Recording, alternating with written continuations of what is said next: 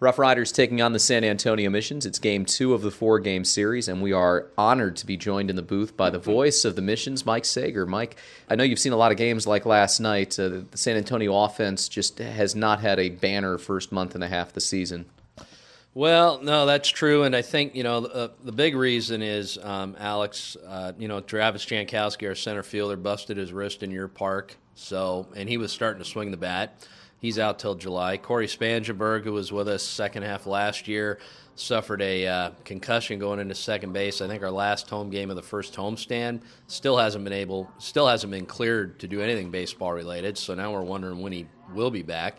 And then Jace Peterson, our shortstop, went up to the big leagues, I think shortly after we were in your park. And this team was built up the middle with Hedges catching and Spangenberg and Peterson and Jankowski. I mean, that was the strength of this team. Well, 3 of those guys aren't here, and now you're asking other guys to pick up the slack, and, it's been a little bit tough. So just hang with them. Casey McElroy, who's away for, I think, a wedding in the family, has come up from Elsinore, has done a pretty good job at second base filling in for Spangy. But, when you lose 3 guys up the middle who are supposed to be key players, I mean, it's tough to replace them. One guy who has played well offensively and really lately is Reimer Liriano, 9 home runs, second in the Texas League. Looking back over his career numbers, it seems like he's a guy who starts off slow when he gets to a new level and then really picks up the pace. Obviously, he missed all of last year with the elbow injury, but is that what you've seen out of him, that he is making that adjustment to the Texas League in AA? Yeah, I think so, and I looked at his stats. He is a notorious bad April hitter. In fact, I think last year being the exception because he didn't play, the previous 3 Aprils he hit, I think his best average was 198. And then you start looking at his monthly averages and it goes up. And they're just some guys that are slow starters. I think for him too, he had a lot of rust to knock off, missing a year. He only had a few at-bats in the Dominican Winter League. And, he was with us for, a month in AA 2 years ago, so he had very little AA experience. But, one thing I've noticed with him this year is he seems like a different hitter. He seems a little almost like he slowed the game down a little bit at the plate. I think his approach is a little bit better. He's still striking out, but you can see why the Padres like him so much, watching him, what he does, and starting to get on a roll after a month and doing what, everyone figured Reimer Liriano could do. And I'm sure they'd like to see a little more selectiveness at the plate, but, if you're going to hit 9 home runs and whatever he's got now and hit 250, 260, you can live with a few strikeouts, I guess. Absolutely. Austin Hedges, another guy who's turned it on after a slow start offensively, hit home runs in back-to-back games earlier this week. What adjustment has he made? I think really it hasn't been a lot because if you look at, I use Minor League Central website a lot just to look at stats, and his line drive rate was pretty good. Even in April when he was hitting like 200 or 210, he was still getting good hard contact. The ball was just fine in a glove.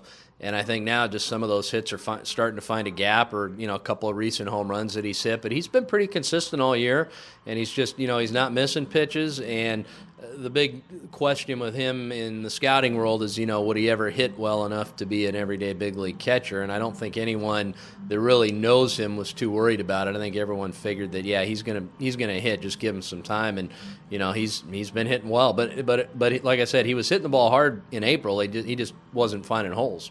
Yeah, and we've seen how good he is defensively, how quick he is with the pop time getting down to second base. The 8 errors, a little bit eye-opening. Has that been mostly just trusting his arm a little bit too much and having some balls go down to center field on throws to second base? Well, he had 2 the other night against Corpus with DeShields, stole second, and it was basically a case where the pitcher, I don't even remember who was on the mound, was too slow to the plate, and I think Hedgie had to hurry a throw, and he threw one into center. And then I think that same inning, DeShields broke to third, and again it was a case where Hedges had to be fast, and he threw it into left field, and he came in to score. So I can't really fault him for those. He did have an un-Austin-like error against Corpus on a play at third where the guy would have been out by a mile, and he sailed it into left. But his errors mostly on throws, and I've talked to Austin about it, and he says that when he was working with Brad Ausmus before Brad got the Tiger job, and he was a Padre advisor, that one of the things they worked on for Austin was slowing the game down behind the plate because he had a tendency to rush things a little too much. He's got the great arm, but if you rush things, it messes up your footwork and it causes your throws to sail. And that's most of his throws that have been bad. I think it's because he's maybe been a little too quick and his throws take off and end up in the outfield. We're here with the voice of the Mission's Mike Saeger. Mike, the pitching on this team hasn't been quite what we've seen the last few years, but one guy who was with you to start the season, Matt Whistler, sent up to AAA, where he's gotten off to a little bit of a rocky start with El Paso. But put Whistler in context of some of the other guys that you've seen here. Matt Andriese has been here. You've seen Erlin and Wieland as well, and also Casey Kelly, who's now back here as a rehabber. Is he a guy who could be a top half of the rotation type of starter, bottom half? I know the Padres really like him. I'm interested what you think of him. You know, I think watching his progression last year is, first of all, his stuff. I mean, he's a strikeout pitcher, and those guys are usually going to be in the top part of the rotation. But I think his ceiling could be as high as potentially as a number 2, and it depends on the staff. Obviously, we're figuring it'll be the Padres, but, you know, things happen if he gets traded or something. I see him a 2 or 3 guy, and I think he'll be fine in AAA. I mean, he didn't get hit very hard when he came here, but that first month he was vulnerable, and he had to learn to pitch down. And he told me in an interview, he said, I realized that pitching down in the Cal League is not the same as pitching down in the Texas League, and I had to learn to really pitch down, below the knees here. And when he started making that adjustment is when he became a dominant pitcher. So I think he'll figure it out in AAA, but, the guy's, 21 years old or whatever he is, up in AAA with guys who are, been there for a while. So I see him, as a 2 or 3 guy, and he's among the best that I've seen in the time I've been here since 2010. I would compare him somewhat, I guess, with a Kivas Sampson, only because they're both strikeout guys. They're a little bit different kinds of pitchers, and I think Kivas probably still, to me, profiles as a really good back-end relief guy, but he's still starting and he's doing okay in AAA. But Wes will be fine. He'll be good. It caught everybody a little bit off guard, the fact that this 2013 Missions team won the Texas League Championship. I think it probably caught you a little bit off guard as well, based on the way the team played for a lot of the season. It wasn't a bad team. It just didn't necessarily compare to Corpus over the course of the regular season. How surprising, how unexpected was that title run and eventual championship for the entire team and organization? Well, I think it was a pleasant surprise, and I conjure up the image of the Bill Murray scene in Caddyshack where he's the greenskeeper at Augusta National, and he went kind of one of those underdog stories. The thing last year is that our ball club was not a real good hitting team. They hit better than this club has this year, but Tommy Medica was out with an oblique injury for, good golly, 2 months or something, and we lost Fuentes for about a month with, I think it was a hamstring injury, and so we had to deal with some key hitters out of the lineup. But what kept us going was maybe the best top-to-bottom pitching staff I've ever worked with in 23, 24 years of doing it. And the pitching kept us in, and then the defense got better in the second half. We stopped throwing the ball around and giving up extra outs, and all of a sudden we're winning, 2-1 or 3-2. And I think it was just one of those things when the playoffs came, it's almost like hockey where if you get hot at the right time. Although the funny thing is last year's team, the last couple weeks of the year was pretty bad. We were giving games away. The bullpen wasn't doing the job, and at least I'm sitting there thinking, oh, that's a bad time to start playing bad baseball. But you get in the playoffs, and, it's a magic foo-foo dust or something. I don't know. It just guys rose to the occasion. We had Johan Lamonta, who replaced Medica, who went up to the big leagues after we beat Corpus. Lamonta had hit like 200 for 2 months. He wasn't even playing.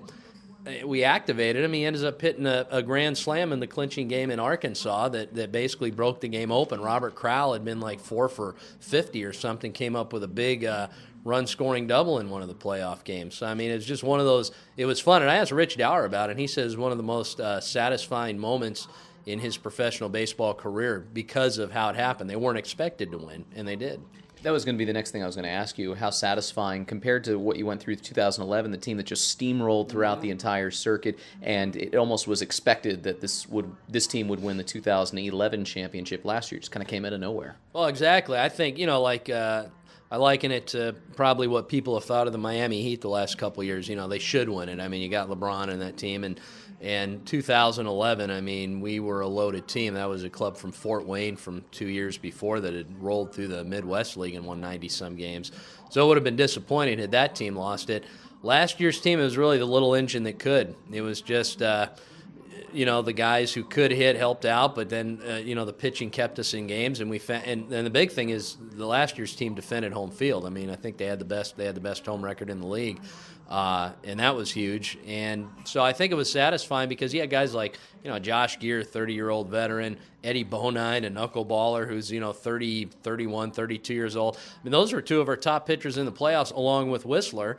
And then, the guys that we had left in the bullpen, because remember, we lost Quackenbush to a promotion in June. Chris Rurik blew out his ACL in August. Matt Stites got traded in that deal with Tampa Bay. So most of our top relievers, except McBride, were not with the ball club anymore, and yet guys stepped up, and it was just one of those magical runs that I think you cherish because they don't happen very often. You don't see that very often, so it was a special team. And if Rich says it was special to him, he's got a lot more baseball experience than I do. Then I'll believe it, and it definitely was. That was a fun ride. Well, I know it's been a slow start for the Missions this year, but based on pattern, I'm sure you're already starting to plan the 2015 parade through downtown San Antonio for the Missions Championship next year.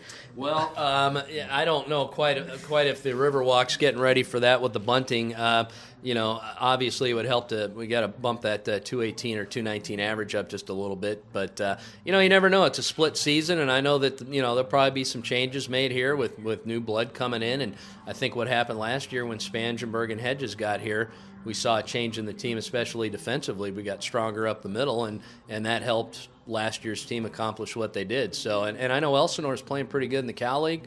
There'll probably be a couple of guys coming up from there, and so who knows. So we got the rest of this half, but I know they're probably looking forward to starting from scratch in the second half and then playing the RoughRiders in the playoffs. Well, Mike, best of luck to you guys moving forward. Congratulations on the championship last year. Thanks so much for the time. Anytime, Alex. Appreciate it. That's Mike Saeger, the voice of the San Antonio Missions. We're back right after this on the Frisco RoughRiders Baseball Network.